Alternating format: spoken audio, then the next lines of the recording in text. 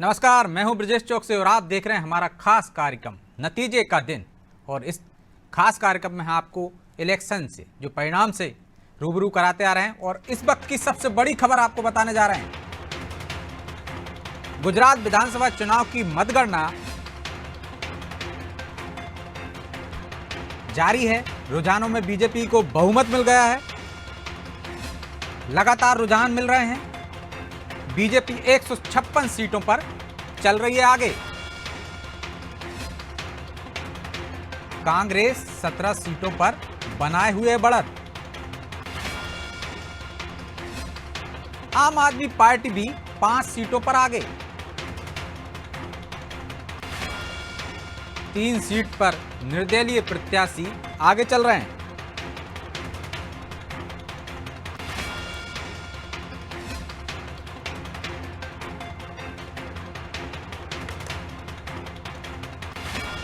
अब हिमाचल प्रदेश की बारी।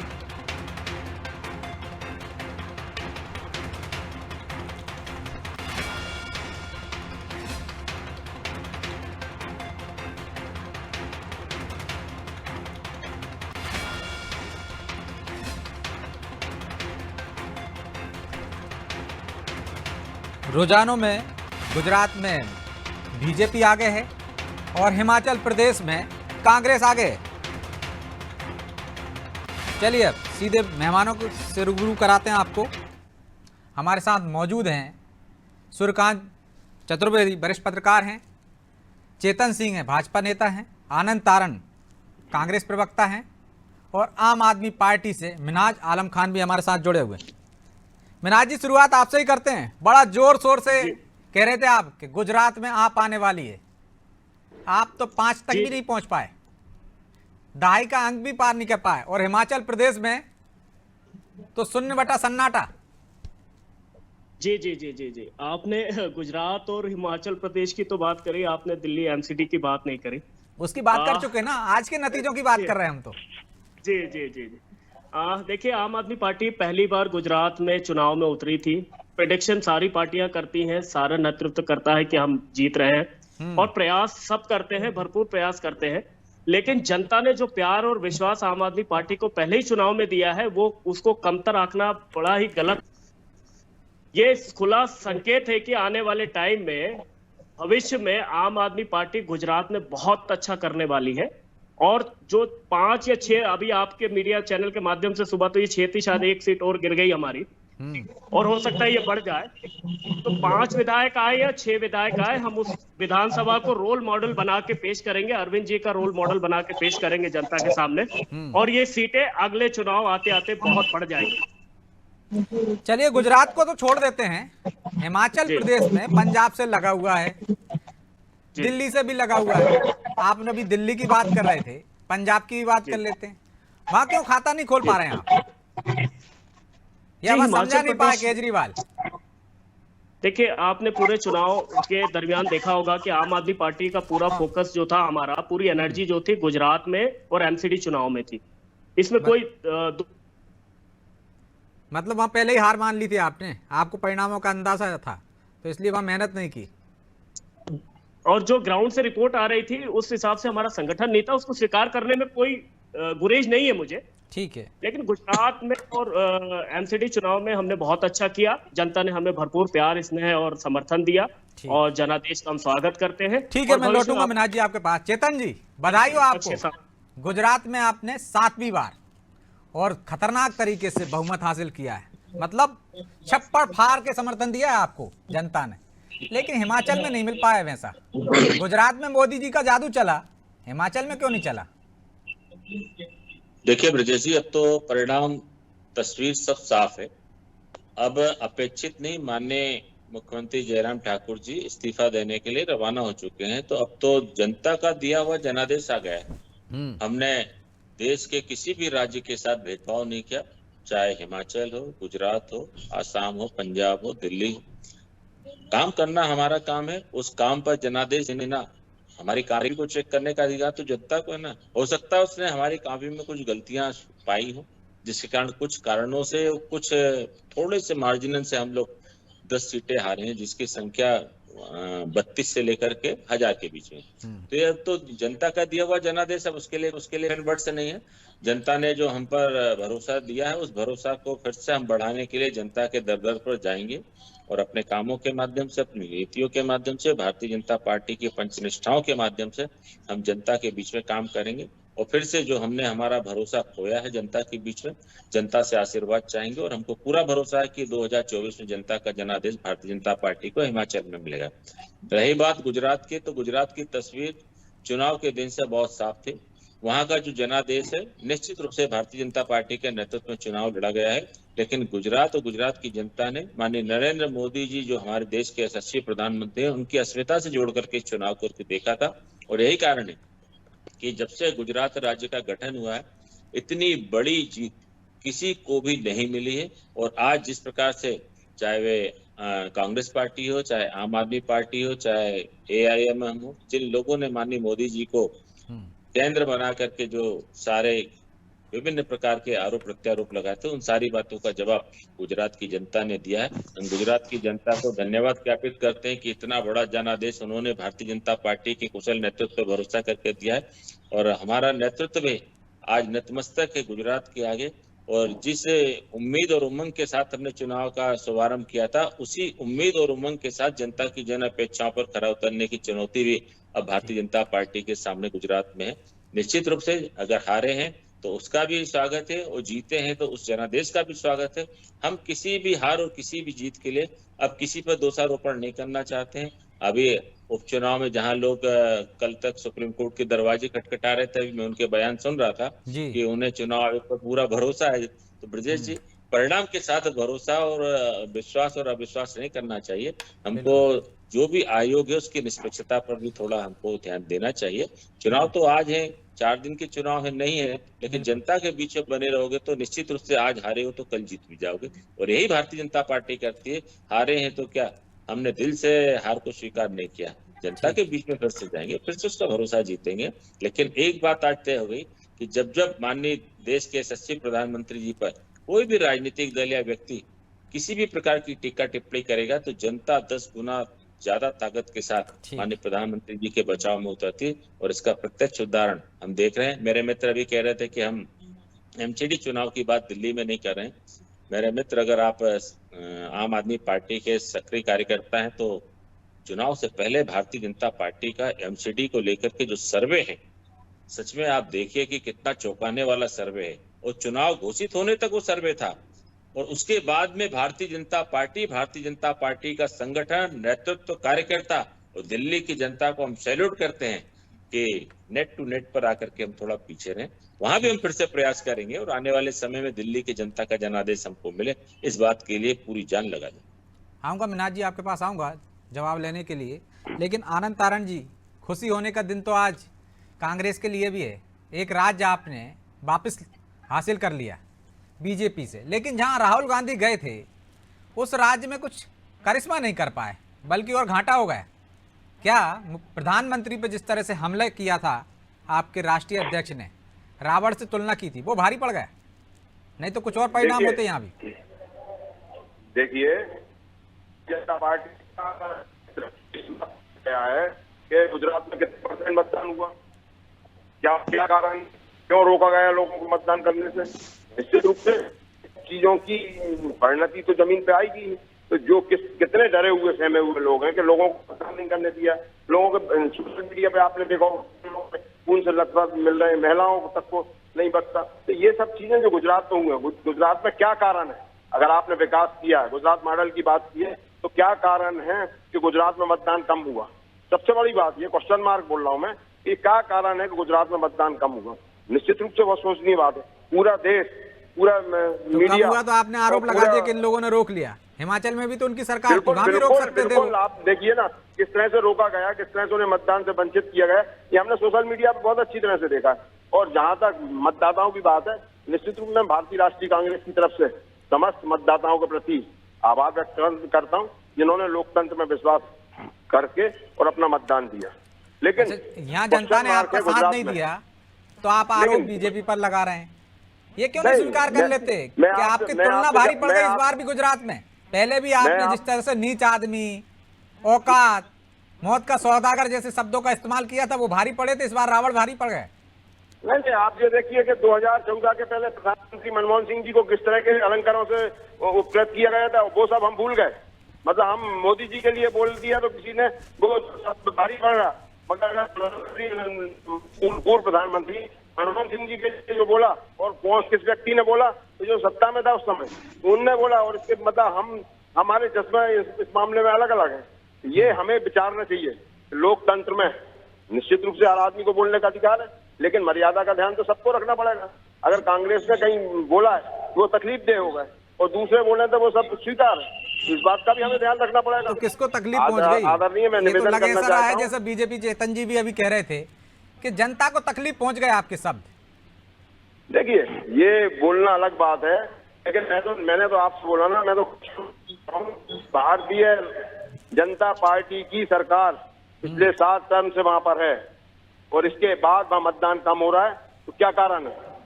इसका मतलब ये कि लोग या तो लोगों को मतदान नहीं करने दिया जा रहा है, वो हमने देखा है सोशल मीडिया पे, वो सब चीजें अच्छी तरह से आई। लेकिन साथ में हमने ये भी देखा है, अंदाजा लगा रहा ये हो भी आप। देखा है कि लोगों के साथ मारपीट करी गई, उन्हें मतदान से वंचित किया गया, उन्हें वोट नहीं डालने दिए गए। ये भी एक सोच की बात है। अच्छा, जितने लोगों को रोक लिया, मान के चलो आपकी बात में दम हो, जो सोशल मीडिया पे आपने देखे, वो भी वोट दे देते तो कितना हो जाता? देखिए, ये बातें हम जो कर रहे हैं वो ठीक नहीं है, लेकिन लोकतंत्र में मतदान कम होना सोचिए बात है, और उस पार्टी जो सत्ता में है इसके बाद अगर मतदान कम हो रहा है, बहुत गंभीर बात है। तो ये कैसे अंदाजा लगाया जाएगा आनंद जी कि मतदान किस वजह से कम हुआ? के काम करते, मतदान देते करते, क्यों नहीं करा? क्या कारण है उसके पीछे? ठीक है चेतन जी, मतदान कम हुआ, उसके पीछे आपकी पार्टी है, क्योंकि आप वहां सत्ता में थे, लगातार लोगों में विश्वास नहीं पैदा कर पाए मतदान के प्रति, तो कम हुआ है। और जो रोक दिया आपने जबरिया तरीके से कांग्रेस के वोटरों को, इस वजह से ये स्थिति हो गई कांग्रेस की। ब्रजेश जी, मैं तो पहले ही कहा था कि 10 सीटों के जो परिणाम है, अगर यही करना होता तो उसको तो बदलना बहुत इजी काम था।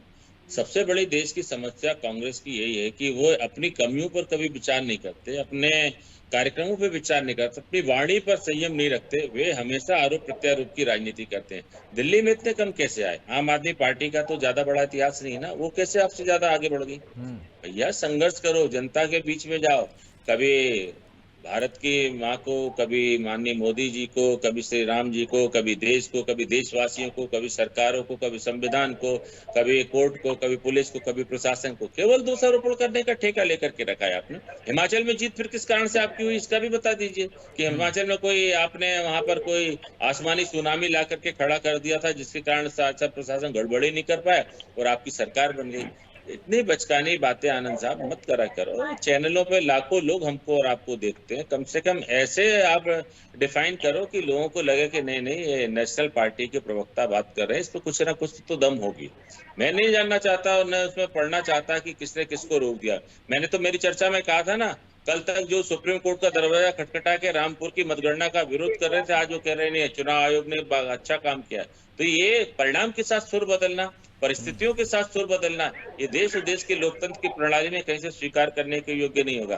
तो वर्तमान में तो आनंद साहब आप चिंता मत करिए, संविधान की संवैधानिक पीठ सुप्रीम कोर्ट पर जो सीजीआई के रूप में काम कर रहे हैं, भूतो न भविष्यति, कल्पना मत करिए आपकी कोई गड़बड़ कर पाएगा। तो देश में माननीय प्रधानमंत्री मोदी जी के नेतृत्व में जिस प्रकार के सरकारें काम कर रही हैं और जिस प्रकार से केंद्र सरकार काम कर रही है, कोई भी भ्रष्टाचारी बख्शा नहीं जाएगा। देख नहीं रहे हो ईडी को लेकर के किस तरह के सुर निकलते हैं, सीबीआई को लेकर के किस तरह के सुर आ रहे हैं, लेकिन आप पर कोई भी ऐसा तर्क नहीं है जो आप ये कह पाओ कि नहीं नहीं ये कार्रवाई गलत है, क्योंकि कार्रवाई सब सरकार सही कर रही है। देश में पहली बार जिन लोगों ने काले धन को अपना धन समझ करके रखा था, उन पर ताबड़तोड़ कार्रवाई हो रही है, ताबड़तोड़ मुकदमे दर्ज हो रहे हैं, ताबड़तोड़ उन पर गिरफ्तारियां हो रही हैं। और मैं माननीय सुप्रीम कोर्ट को भी आपके चैनल के माध्यम से बधाई देता हूं कि सरकार का हर संभव भ्रष्टाचार को रोकने में सहयोग कर रही है। बिल्कुल। तो आनंद जी, हिमाचल में आपकी भाषा अलग, गुजरात में परिणाम आए तो भाषा अलग आपकी। ठीक है, जवाब ले लेंगे। सूर्यकांत जी को भी चर्चा में शामिल कर लेते हैं। सूर्यकांत जी, दोनों पार्टी के लिए खुशी की बात तो है, दोनों जगह से परिणाम आए, लेकिन हिमाचल के परिणाम के बारे में कहा जा रहा है कि हिस्टोरिकल फैक्टर है, हर 5 साल में वह सरकारें बदल ही जाती हैं। इसको आप कैसे देखते हैं? सिर्फ यही वजह है या कांग्रेस ने वहां मेहनत नहीं की? जिस तरह से हम देख रहे थे गुजरात में आम आदमी पार्टी भी, कांग्रेस भी लगातार मेहनत कर रही थी। भारत जोड़ो यात्रा में से छोड़कर राहुल गांधी गुजरात में प्रचार करने गए थे, हिमाचल में नहीं, फिर भी ये हाल।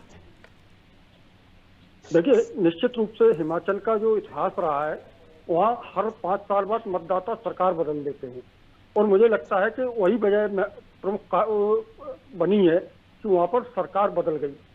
हाँ, लेकिन जिस तरह के चुनाव परिणाम आए हैं, और जैसा कि अभी सामने आ रही है जानकारी कि करीब 1 दर्जन सीटें ऐसी हैं जिन्हें भारतीय जनता पार्टी ने काफी कम मार्जिन से खोया है, तो निश्चित रूप से भारतीय जनता पार्टी को, उसके नेताओं को, उनके रणनीतिकारों को इस बात का हमेशा दुख सालता रहेगा। यह मौका था कि वो उस मिथक को तोड़ सकते थे, हिमाचल की परंपरा को तोड़ सकते थे।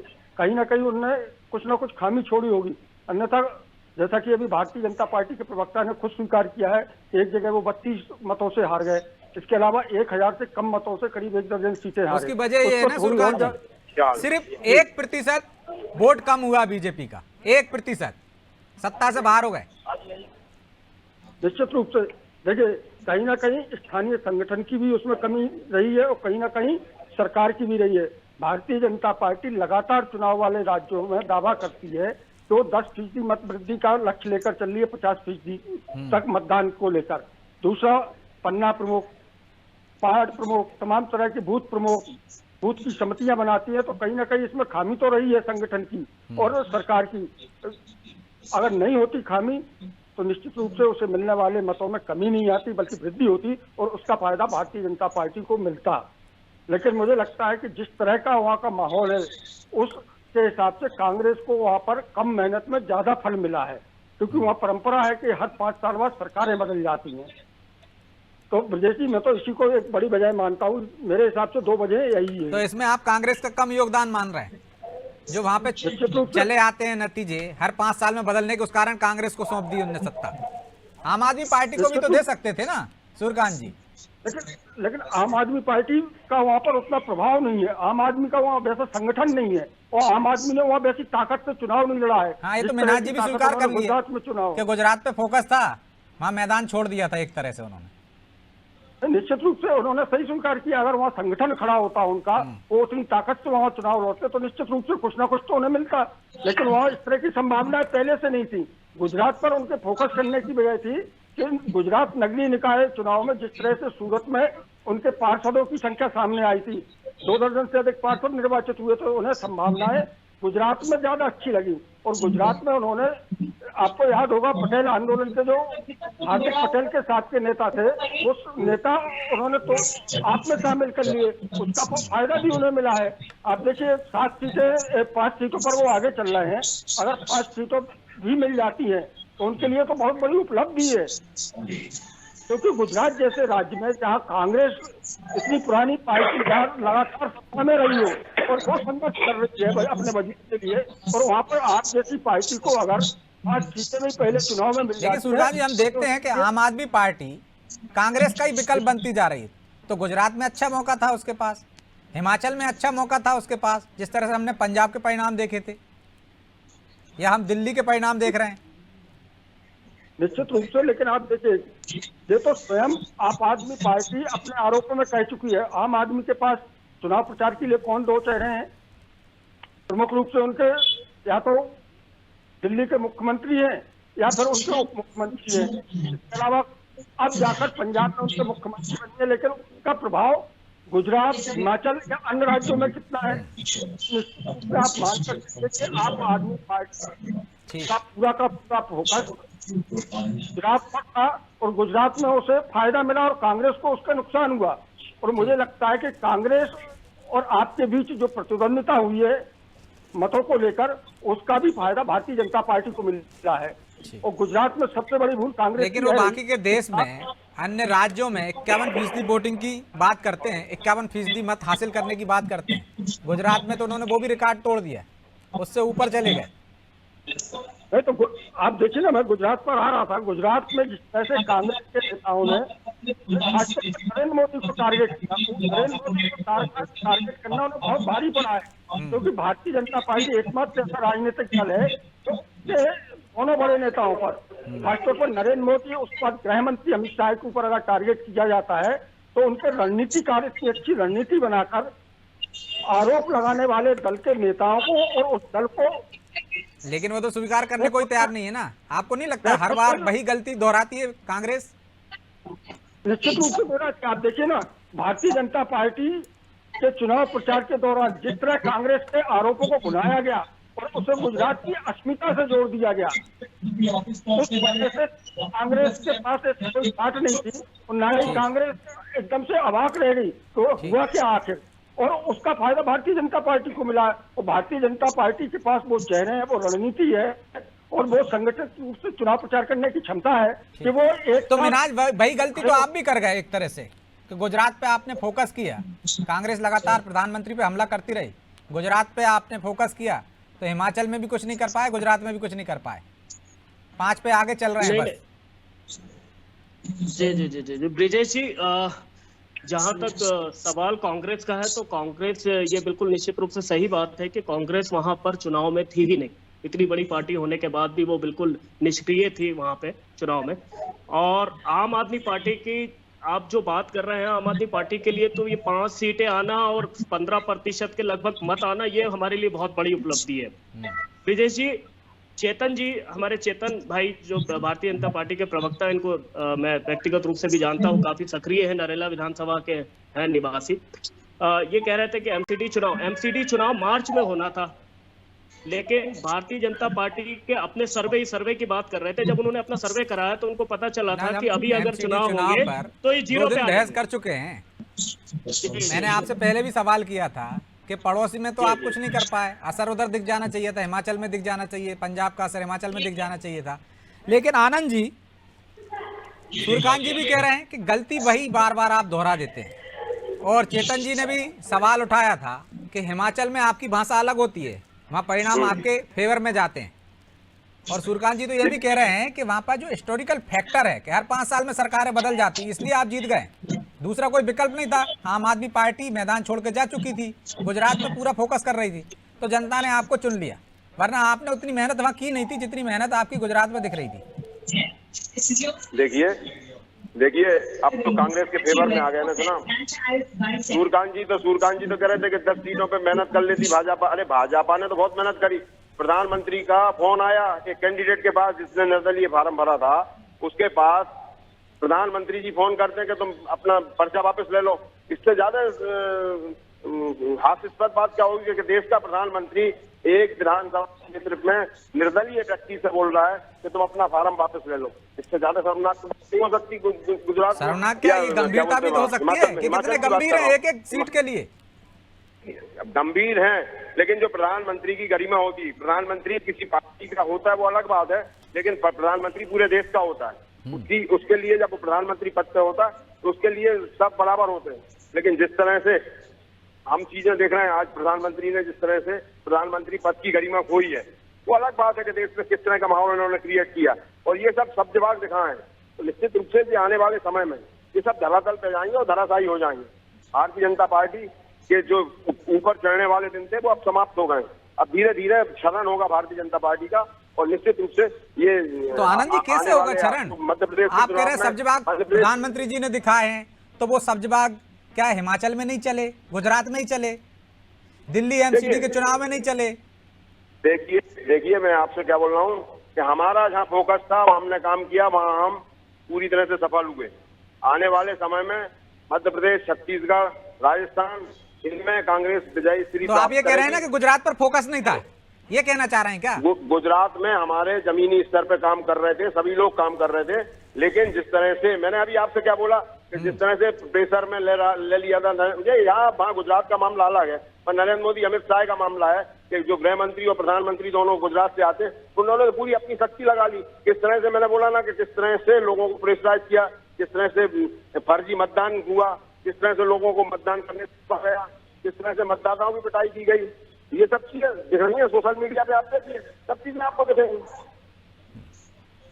चेतन जी देखिए, ये जनता का दिए हुए जनादेश का अपमान है। और मैंने पहले भी कहा था कि जनता अरे लेकिन है या चेतन भाई, हर मतदान कम परिस्थिति क्यों में हुआ? जनता का चेतन भाई, नहीं। जब कोई काम करता है, देखिए, गुजरात मॉडल की पूरे देश में ऐसा बात है, होती है, आनंद क्या साहब, कारण है कि ये क्या फिर- कारण है कि नहीं, मतदान कम हुआ? इसके सबसे बड़ी हाँ, मैं बता गंभीर रहा बात है कि हूँ, मतदान इसके कम क्यों कारण हुआ? और हो सकते हैं कि कांग्रेस का जो नकारात्मक प्रचार है, कांग्रेस की जो इस देश में नकारात्मक भूमिका है, उसके कारण जो आपको वोट देने जाना चाहते थे उन्होंने नहीं दिया। आप अपना स्क्रीन उठा करके देखिए कि कहाँ वोट आप परसेंट आपका था और कहाँ आकर के आप गिरे हो। नोटा भी है आप भाई, गिरेबान नोटा पे का झाँक भी है करके नहीं व्यवस्था। देखना चाहते। नोटा भारतीय की जनता व्यवस्था भी है, पार्टी का चेतन वोट भाई। का परसेंट नोटा की 53.95 व्यवस्था भी है। है। हमारा वोट आप परसेंट बढ़ा है। आनंद साहब, कहाँ रहते हो आप? भारतीय जनता मैंने पार्टी का आपसे वोट जब- आप परसेंट 50 के ऊपर चलेगा और अभी फर्जी आप सो मतदान रहे किया हो। आपने, यही फर्जी मतदान कांग्रेस की किया। मूल बीमारी पूरी है। वो प्रेशर कांग्रेस पॉलिटिक्स की है अपनी गुजरात में, बीमारी का इलाज क्योंकि नहीं करना प्रधानमंत्री चाहती। भागे, गृहमंत्री वो भागे। केवल ये बताना चाहती है कि हम सब ठीक है, सामने वाले देश बीमार के है। घर में प्रधानमंत्री, कैंसर का गृहमंत्री मरीज पड़ा, गुजरात उसको के, ठीक तो करिए निश्चित पहले रूप आप, से आनंद बात साहब। प्रेशर पॉलिटिक्स जहाँ होगी। तक देश में जनता का जन्मत, हिमाचल जनता में का देख दिया लीजिए, हुआ आपको सब समझ में आ जनादेश, गया। उस जनादेश को स्वीकार करिए। आनंद साहब, मेरे से मुंह चोरी करके कुछ हासिल नहीं होगा आपको मेरे दोस्त। आप जनता के दिए हुए जनादेश को, देश के लोकतांत्रिक प्रक्रिया को, इस प्रणाली को स्वीकार करिए। जनता ने जो परिणाम दिया है उसको आत्मसात करिए, अपनी कमियों का मंथन करिए और निकल जाइए फिर से गुजरात को नापने के लिए कि आज गिरे हैं तो क्या कल हम खड़े होकर के भैया, दिखाएंगे। मैं तो पूरे देश की जनता से जो चुनाव हुए हैं, उन पूरी देश की जनता के प्रति आभार व्यक्त करता हूँ। ठीक। इन्होंने किसी भी पार्टी को दिया, मैं तो उनकी बात कर रहा हूँ, उनके मैं भी प्रति चाहता आभार हूँ व्यक्त आनंद जी, करता हूं। समय भी इसकी इजाज़त नहीं देता, हम इस चर्चा को आगे जारी रखें। आप चारों मेहमानों को बहुत बहुत धन्यवाद। तो गुजरात के जो रुझान आ रहे हैं और हिमाचल प्रदेश के जो रुझान आ रहे हैं, उनसे हम आपको रूबरू कराते रहेंगे। आप देखते रहिए अनादि टीवी। नमस्कार।